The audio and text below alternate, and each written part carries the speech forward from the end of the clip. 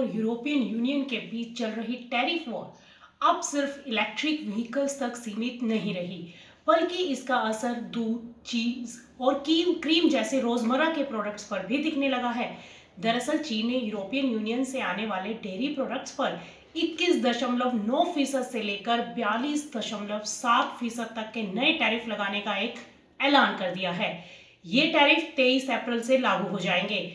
आपको बता दें कि बीजिंग का साफ आरोप है कि यूनियन देशों की सरकारें अपनी डेयरी कंपनियों को भारी सब्सिडी दे रही हैं, जिसकी वजह से यूरोपीय डेयरी प्रोडक्ट्स चीन में बेहद सस्ते दामों पर पहुंच रहे हैं और इससे चीन का घरेलू डेयरी उद्योग गंभीर नुकसान झेल रहा है।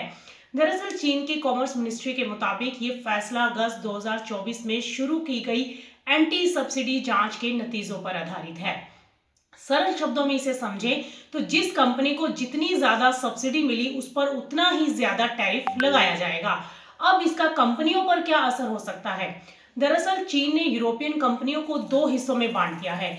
जो कंपनियां जांच में सहयोग करती रही उन पर औसतन 28.6% का टैरिफ लगाया गया है। वहीं जांच में सहयोग न करने वाली कंपनियों को सीधे 42.7% का भारी टैरिफ चुकाना होगा। इससे यूरोप की बड़ी डेयरी कंपनियों की चीन के बाजार में कंपटीशन और मुनाफे पर बड़ा असर पड़ना फिलहाल तय है। और इन टैरिफ्स के दायरे में शामिल है फ्रेश और प्रोसेस्ड चीज और कुछ प्रकार का दूध और थोड़ी क्रीम। फिलहाल चीन दुनिया के सबसे बड़े कंज्यूमर मार्केट में से एक माना जाता है। ऐसे में डेयरी सेक्टर पर टैरिफ बढ़ना यूरोपियन एक्सपोर्ट्स के लिए बड़ा झटका माना जा रहा है। इलेक्ट्रिक व्हीकल से शुरू हुआ था ये विवाद। दरअसल इस टैरिफ वार की शुरुआत अक्टूबर में हुई थी, जब यूरोपियन यूनियन ने चीन से आने वाले इलेक्ट्रिक व्हीकल्स पर 45% तक का टैरिफ लगा दिया था।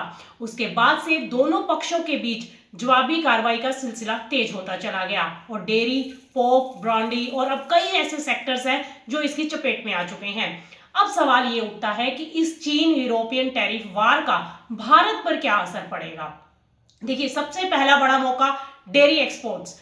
अगर चीन यूरोप से डेयरी इंपोर्ट घटाता है तो भारत के लिए मिल्क पाउडर और प्रोसेस्ड डेयरी चीन भेजने का रास्ता खुल सकता है।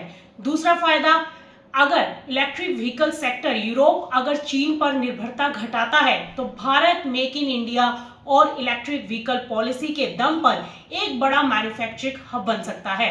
वहीं इसका तीसरा क्या असर हो सकता है? दरअसल महंगाई और कमोडिटी का इसके से गहरा संबंध है। लंबा टैरिफ वार ग्लोबल कमोडिटी कीमतों में उतार चढ़ाव बढ़ा सकता है, जिसका सीधा असर भारत में फूड प्राइस और इंपोर्ट कॉस्ट पर दिख सकता है।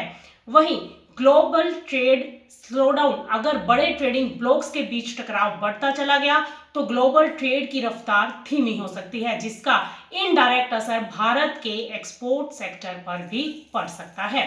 कुल मिलाकर देखा जाए तो चीन और यूरोपियन यूनियन की यह टैरिफ वार दुनिया को ब्लॉक बेस्ड ट्रेड की ओर ले जा रही है।